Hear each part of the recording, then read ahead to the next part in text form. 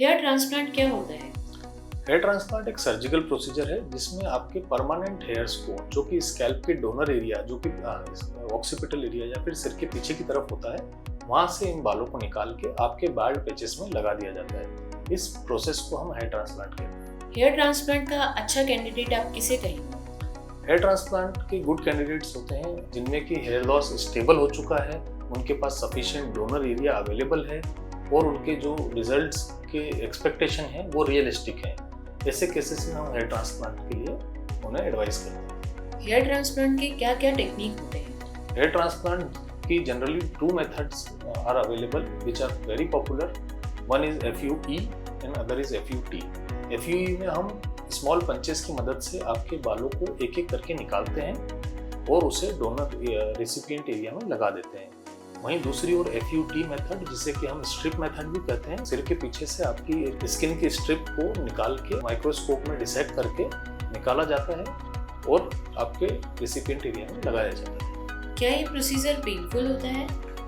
Generally इसमें slight discomfort हो सकता है स्टार्टिंग ऑफ द प्रोसीजर में, बट जब आपका एनेस्थीसिया इफेक्ट फुल इफेक्ट ले लेता है, आपके ब्लॉक का इफेक्ट पूरा आ जाता है, उसके बाद ये प्रोसीजर बिल्कुल पेनलेस है। इस सर्जरी में कितना समय लग जाता है? सर्जरी का टाइम डिपेंड करता है कि कितने ग्राफ्ट हमें लगाने हैं, बट अमूमन देखा जाता है कि 5 से 8 घंटे तक का समय इस सर्जरी में लग सकता है। इसका रिकवरी टाइम कितना होता है? तो जो इनिशियल रिकवरी है, आपकी सर्जिकल जो स्वेलिंग आती है, रेडनेस रहती है, वो 1 to 2 वीक में सबसाइड कर जाती है, बट रिकवरी फुल रिकवरी आने में लगभग 2 से 3 महीने का समय लग सकता है। हेयर ट्रांसप्लांट के फाइनल रिजल्ट्स कितने समय में दिखते हैं?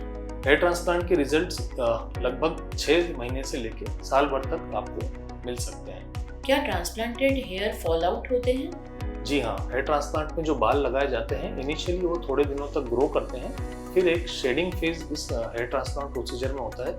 उस दौरान ये बाल झड़ जाते हैं। ये जो शेडिंग फेज होता है, ये 2 से 3 महीने तक आपका चल सकता है। उसके बाद आपके रूट से फिर से बाल निकलते हैं और आपको एक नेचुरल रिजल्ट देते हैं। क्या हेयर ट्रांसप्लांट परमानेंट है? जनरली हेयर ट्रांसप्लांट के रिजल्ट्स परमानेंट और लॉन्ग लास्टिंग होते हैं। इसमें लगभग आपको 10 से 15 साल तक के लिए आपके हेयर ट्रांसप्लांटेड हेयर्स लगभग रहते हैं। हमें कैसे पता पड़ेगा कि हमें कितने ग्राफ्ट चाहिए? देखिए, ग्राफ्ट्स की काउंटिंग तो एक क्वालिफाइड प्लास्टिक सर्जन ही कर सकता है। एक सिंपल थंब रूल होता है, इसमें फिंगर से हम ग्राफ्ट की काउंटिंग कर सकते हैं। यदि आपको 1 फिंगर या 2 फिंगर ब्रेथ के ग्राफ्ट चाहिए तो लगभग 1000 से 1500 ग्राफ्ट आपको लग सकते हैं। यदि आपका बाल्ड पैच है आगे की तरफ, तो ऐसे केसेस में 2500 से 3000 या 4000 ग्राफ्ट भी लग सकते हैं। यदि आपका हेयर लॉस बहुत काफ़ी ज़्यादा सीवियर है, ग्रेड 6 और 7 ग्रेड का है, तो ऐसे केसेस में 6 से 7000 ग्राफ्ट आपको लगाने की जरूरत पड़ेगी। हेयर ट्रांसप्लांट के साथ में क्या रिस्क एसोसिएटेड है?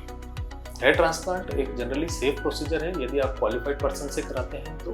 हालांकि स्लाइट स्वेलिंग, इडीमा और अननेचुरल रिजल्ट इसमें मिल सकते हैं यदि आपने क्वालिफाइड पर्सन से नहीं कराते हैं। क्या हम ट्रांसप्लांटेड हेयर्स को कट कर सकते हैं या स्टाइल कर सकते हैं? बिल्कुल, ट्रांसप्लांटेड हेयर आपके अपने हेयर्स होते हैं। ये बिल्कुल नेचुरल हेयर्स के जैसे ही ग्रो करते हैं। आप इसे स्टाइल कर सकते हैं, आप इसे कलर कर सकते हैं और जो नेचुरल जो हेयर्स होते हैं के साथ जो भी स्टाइलिंग प्रोडक्ट्स यूज कर सकते हैं, वैसे इसमें भी यूज कर सकते हैं। हेयर ट्रांसप्लांट का लगभग कॉस्ट कितना होता है? हेयर ट्रांसप्लांट का कॉस्ट डिपेंड करता है आप कैसे सेटअप पे करा रहे हैं, क्या टेक्निक यूज की जा रही है और कितने नंबर ऑफ ग्राफ्ट्स आपके अंदर यूज हैं। तो जनरली हेयर ट्रांसप्लांट 30 से 40 हज़ार से स्टार्ट होके बड़े शहरों में 2 लाख से 5 लाख तक भी जाता है। क्या हेयर ट्रांसप्लांट के कोई नॉन सर्जिकल ऑल्टरनेटिव्स भी हैं?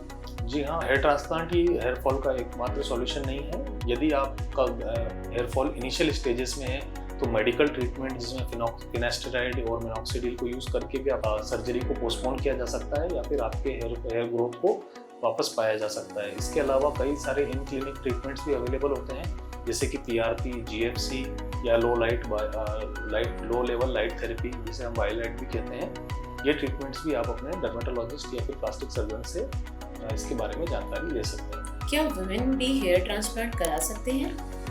जी हाँ, बिल्कुल, वीमेन भी हेयर ट्रांसप्लांट करवाते हैं। अगर उनमें फीमेल पैटर्न बाल्डनेस अगर होता है, मेडिकल ट्रीटमेंट से रिवर्सिबल नहीं हो पा रहा है, तो ऐसे केसेस में फीमेल्स में भी हम हेयर ट्रांसप्लांट करते हैं, जिसमें हम हेयर लाइन डिजाइनिंग या फिर जो भी बाल्ड पैचेस हैं उनको भरने के लिए हेयर ट्रांसप्लांट करते हैं।